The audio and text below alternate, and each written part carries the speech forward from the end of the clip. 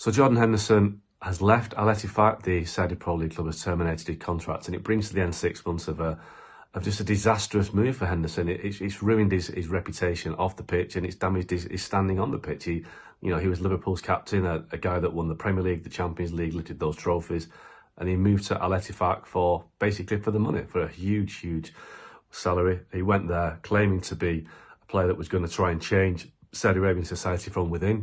That homosexuality is illegal in Saudi Arabia, and Henderson had been, prior to that, seen as an advocate for LGBTQ plus groups. He was regarded as a player that would fight their corner, would be a strong supporter of their cause. And the moment he signed for Al-Ettifaq, that changed. And he's since said that he went there hoping to be a force of change. Well, it was just pure naivety on Henderson's part. This is a mid-ranking footballer. He's not a Cristiano Ronaldo, he's not a Neymar. He's a guy that, yes, he had success with Liverpool, but he's never been a big star. He's never been the sort of player that would make people stop what they're doing or change what they're doing. So Henderson was basically talking to the gallery on that one. It didn't work out. It was, if he'd been more honest and say that he went for the money, I think people would have more respect for him. But ultimately, 6 months later, he's left Al-Ettifaq, couldn't settle in the country, struggled with the football.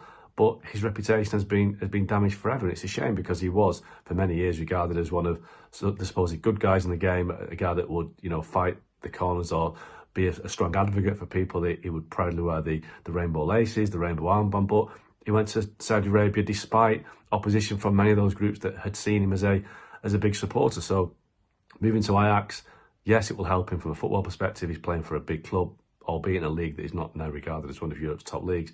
But it's the damage done to his reputation off the pitch that will hurt him and maybe hang over him for a long time. Unless he comes out and does a kind of a mea culpa interview and says that, look, this was a mistake. I misread the situation completely. I was naive. I was out of my depth.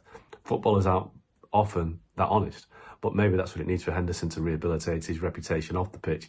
But it's been a disastrous move. He can't escape it. He's having to leave Al-Ettifaq, and it will cost him a lot of money because he's gone halfway through a contract, or less than halfway through a 2-year contract. So all in all, one of the worst transfer decisions in recent years by a footballer.